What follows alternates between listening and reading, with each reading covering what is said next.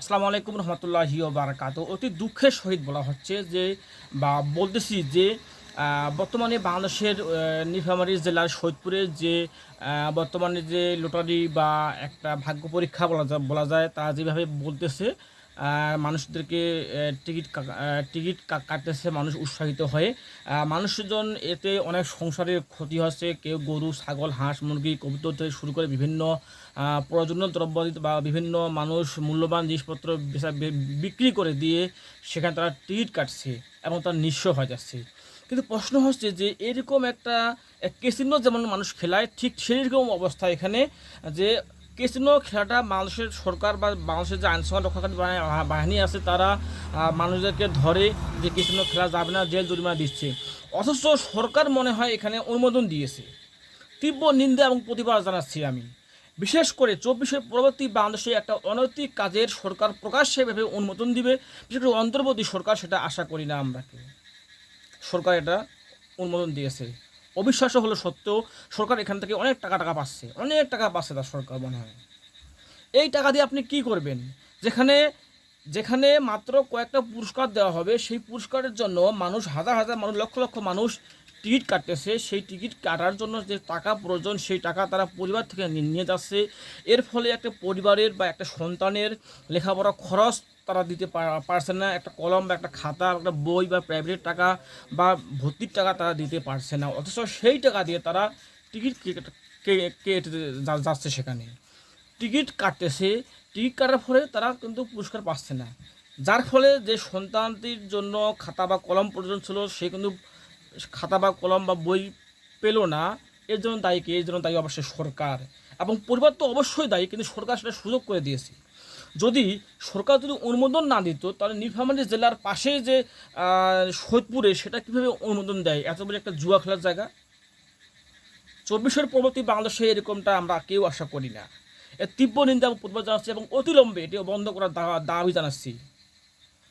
এবং সচেতন মহল যারা আছেন, বিশেষ করে সচেতন মহল যারা, যে নাগরিকগুলো আছে, সবাইকে এগিয়ে আসার জন্য আহ্বান জানাচ্ছি, যাতে বাংলাদেশের যে কোনো সরকারকে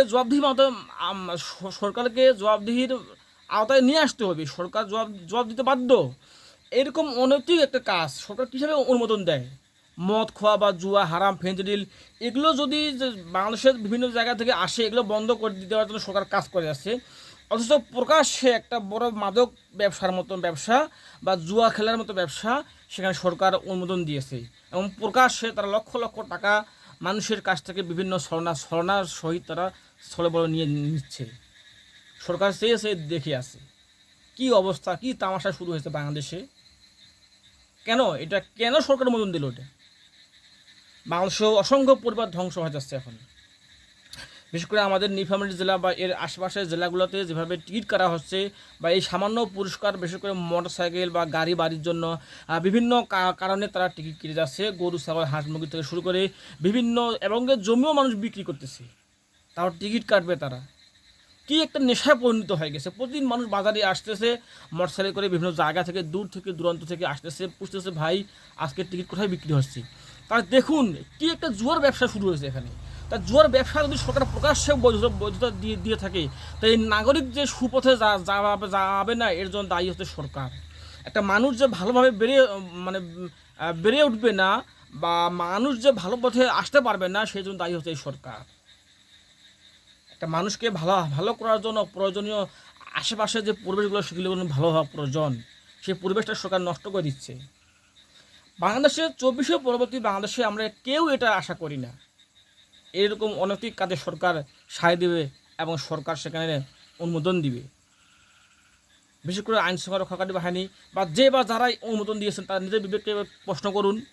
যে 20 টাকা দিয়ে টিকিট কাটবে, সেই মানুষটা যদি সেই 20 টাকা দিয়ে বই কিনে দেয় তার সন্তানকে, সে সন্তান সেই বইটি পড়ে বা সেই কলমটি দিয়ে সে লেখালেখি করে বা খাতা পত্র লেখালেখি করে, একদিন বড় হবে, সে মানুষ হবে, একজন সুনাগরিক হয়ে উঠবে বাংলাদেশে। অথচ সেই টাকা 20 টাকা তার ছেলে বা মেয়েকে না দিয়ে, বা বই খাতা বা কলম কিনে না দিয়ে, সেই টাকা দিয়ে সে যাচ্ছে টিকিট কাটছে। তাহলে এটার জন্য দায়ী কে? অবশ্যই সরকার। এটার জন্য দায়ী অবশ্যই সরকার। যে বাবা, যে মা, যে টিকিটটা কাটেছে, তার নিয়ে বিবেক কম, কিন্তু সরকারের তো বিবেক আছে এখানে। সরকার অনৈতিক কাজ করার জন্য কীভাবে অনুমোদন দেয় এখানে সরকার? সরকার তো নিজেরাই সাহায্য করতেছে তাদেরকে, একটা রাস্তা করে দিচ্ছে, একটা পথ করে দিচ্ছে যে এই পথে আপনারা আসুন। অবশ্যই তীব্র নিন্দা প্রতিবাদ জানাচ্ছি এবং অতিলম্বে এটি বন্ধ করার জোর দাবি জানাচ্ছি। আর একদিনও চলতে দেওয়া হবে না এরকম কার্যক্রম। গোটা বাংলাদেশ জুড়ে পরিবর্তন হোক, গোটা বাংলাদেশের সংস্কার হোক, প্রতিটি জায়গায় মানুষের বিবেক যেন সঠিক পথে আসে, মানুষের বিবেক যত জাগ্রত হয়, ঘুমন্ত বিবেককে জেগে ওঠার জন্য যা যা প্রয়োজন সেগুলো করা প্রয়োজন। মানুষ সংস্কার বলতেছে, আগে সংস্কার করতে হবে নিজের বিবেককে, নিজের জ্ঞানকে, নিজের বুদ্ধিকে। নিজে পরিবর্তন না হলে কোনো কিছু পরিবর্তন হবে না। তাই সরকারকে বলবো, বা অন্তর্বর্তী সরকারের যে বা যারা দায়িত্বে আছে, এইরকম অনৈতিক কার্যক্রম যে লটারি বা কেসিনো থেকে শুরু করে এইরকম কাজগুলো যাতে বন্ধ করা হয়, এবং সরকারের দৃষ্টি আকর্ষণ করেছি খুব তাড়াতাড়ি, খুব অল্প সময়ের মধ্যে এই কাজগুলো যাতে বন্ধ করা হয়। তাছাড়া বাংলাদেশের বিভিন্ন পরিবারগুলো ধ্বংস হয়ে যাচ্ছে এই জুয়াতে পড়ে। তাই সংসার বাঁচবে, একটা পরিবার বাঁচবে, একটা সন্তান বাঁচবে, আমাদের সমাজ বাঁচবে, আমাদের দেশ বাঁচবে। তাই আসুন সব জায়গা থেকে আমরা প্রতিবাদ করি এবং সরকারকে বাধ্য করাই এটি বন্ধ করে দেওয়ার জন্য। তাই সকলে দাবি তুলি যাতে করে সরকার খুব তাড়াতাড়ি অল্প সময়ের মধ্যে এই অনৈতিক কাজটি বা এই যে জুয়ার ব্যবসাটি বন্ধ করে।